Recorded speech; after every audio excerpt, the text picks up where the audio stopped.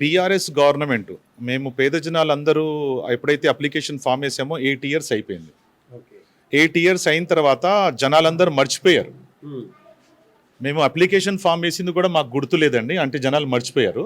Unfortunately మాకు election before ఒక 3-4 months ముందు మాకు కాల్ వచ్చింది మండల ఆఫీస్ నుంచి, ఎంఆర్ఓ ఆఫీస్ నుంచి కాల్ వచ్చింది, మీకు 2 BHK కేసీఆర్ 2 BHK వచ్చిందంటే ఐ వాజ్ షాక్ అండి. నేనైతే అక్కడే రోడ్డు మీదే నిలబడిపోయాను చాలాసేపు వరకు. ఎందుకంటే ఒక మాట చెప్పాలంటే పేదవాడు కలగనే కళని బీఆర్ఎస్ గవర్నమెంట్ తీర్చిందని నేను నాకు తెలియజేస్తున్నానండి.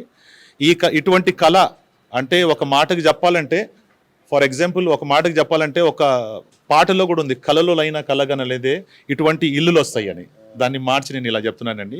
నిజంగా పేద జన కళల్ని తీర్చిన వాడు ఎవరైనా ఉన్నారంటే మేము నమ్మే అతను బీఆర్ఎస్ గవర్నమెంట్, మన కేసీఆర్ గారు, తెలంగాణ మహాత్మా గారు. ఆయన చేసిన గొప్ప పని ఎవ్వరు చేయరని నేను తెలియజేస్తున్నానండి.